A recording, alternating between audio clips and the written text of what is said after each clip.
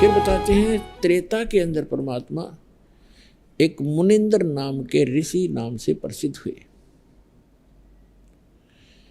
ऐसे ही वही आत्मा जो विद्याधर ब्राह्मण था, वही अगले त्रेता के अंदर वेदविद नाम का ब्राह्मण हुआ, ऋषि हुआ।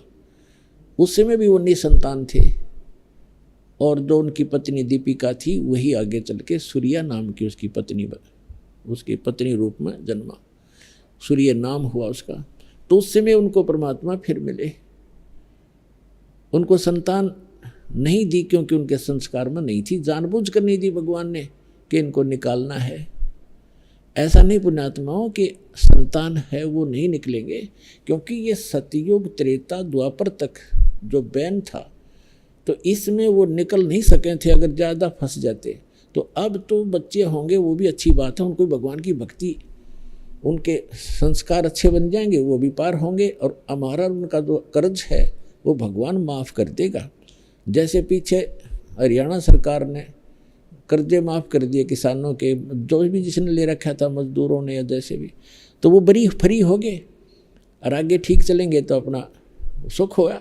ऐसे ये परमात्मा भी अपने बच्चों का, ये जो आपका एक दूसरे का कर्जा है, बेटा बेटी बनकर आए हैं, कोई पिता बनकर आया है निकम्मा है, पिता दारू शराब पीता है, बेटा कुमावा है, अन्ना उसको नहीं खाने पीने को दे तो शोर मचावा बूढ़ा, लोग नो कहें अपने पिता की सेवा नहीं करता, शर्म के मारे ने उसको देना पड़ता है। तो वो पिछले जन्म में बेटा ले रखा है उसने कर्जा, वो पूरा कर रहा है। सुखदेव ऋषि ने कहा था, जब अपने पिता जन्म लेते ही उठकर चल पड़ा माँ के गर्भ से, 12 वर्ष की आयु का शरीर बन गया और वेद व्यास जी उसके पिता कहने लगे, बेटा दर्शन तो दिखा दे, रसकल तो दिखा दे, तेरी 12 वर्ष बाट देखी, इंतजार की मैंने।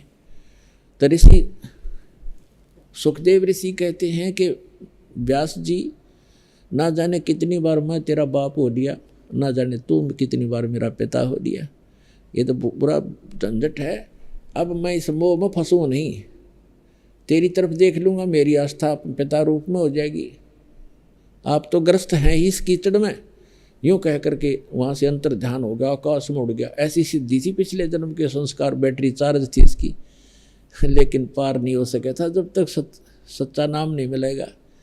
तो कहने का भाव ये, जब उसने कहा था, सुखदेव ऋषि ने कहा था, एक लेवा एक देवा दूतम, और कोई किसी का पिता नहीं पूतम। ऋण संबंध जुड़ा एक ठाठा, एक ऋण के आधार से, ऋण संबंध से हमारा ये संस्कार जुड़े हुए हैं। हम एक परिवार का तो अपने ठाठ दिखाई देते हैं। ऋण संबंध जुड़ा एक ठाठा, अंत समय सब 12 बाटा।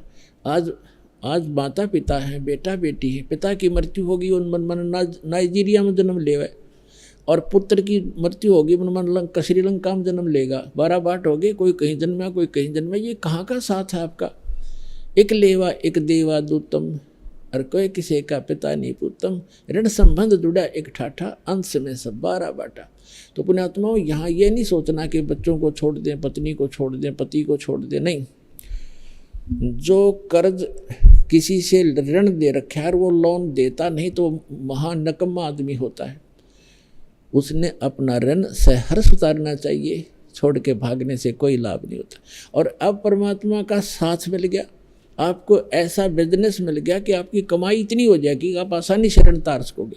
और फिर वो समर्थ मिल गया कि आपका एक दूसरे का ऋण समाप्त कर देंगे और आपको फ्री कर देंगे, आपको मोक्ष दिलाएंगे। तो अब जो आपको संतान है या नहीं है, नहीं पुण्यात्मा, ये सत्कर मानना। परमात्मा का विधान जगत से न्यारा होता है। भगत के नियम अलग होते हैं, जगत के नियम अपने होते हैं। उनके नियम यही जन्मने और मरने के होते हैं, भगत ने यहाँ से पीछा छुटवाना होता है। तो जिनके संतान नहीं है उनको कति चिंतित होने की जरूरत नहीं, उनका तो फाइनल गेम है, ये सत्कर मान लियो।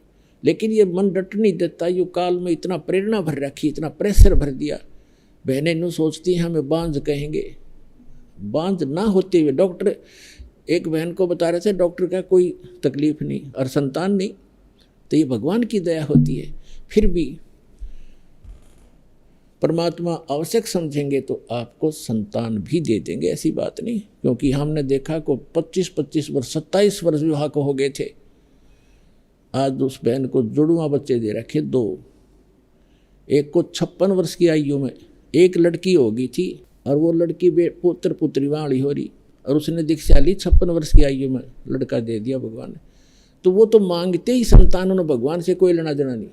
तो ऐसे तो फिर परमात्मा कहते हैं भक्ति तो करोगे तो सारे नियमों से परिचित होना चाहिए, और उचित समझेंगे तो आपको संतान देते उन्हें के देर लगे, हाथ जुड़वा देगा संतान से आपकी, कोई बात है यार। लेकिन पुण्यात्मा आपका उद्देश्य मोक्ष होना चाहिए। यदि आप बरवाला आश्रम आते हो और आप भक्ति करना चाहते हो, ठीक है, भगवान कोई बालक नहीं, परमात्मा कोई अनजान नहीं, उसको क्या पता नहीं जो मेरी शरण में आ गया है इसको कौन सी डोज देनी है। जब डॉक्टर के पास एडमिट हो गए हो, अंडर ट्रीटमेंट हो, तो डॉक्टर को पता है इस रोगी को कौन सी दवाई देनी है, और वह डॉक्टर कोई दवाई दे और मरीज का ये नहीं मुझे ये दे, तो डॉक्टर तो देखो ना, कोई वैसे को फर्जी बैठा होगा मूर्ख, वो उसको कुछ भी दे सकता उसको मारने के लिए, लेकिन डॉक्टर वही देगा जो उसके हित में होगी। तो आपको वही मिलेगा जो आपके हित में होगा, और गारंटेड मिलेगा। लेकिन आप चाहोगे और आपको हानि करेगा, भगवान नहीं देगा, या आइयो चाहे मत आइयो, ये सत्कर मान लेना। तो जो प्रसंग चल रहा है कि सतयुग में परमात्मा सत्सुकृत नाम से आए, त्रेता में परमात्मा मुनिंदर नाम से आए, और मुनिंदर नाम से जब आए थे वही आत्माएं जो सतयुग में थी, ये गंगा विद्याधर ब्राह्मण और दीपिका वाली, वही आगे वेद विज ब्राह्मण और सूर्या वाली आत्मा बनी, और उनको फिर परमात्मा वो भी निसंतान थे। ऐसे ही कमल के फूल पर मिले वो उठा कर ले गए, कंवारी गाय से उनकी परवरिश हुई। गीता के यथार्थ विश्लेषण की जानकारी के लिए पढ़ें पुस्तक गीता तेरा ज्ञानामृत।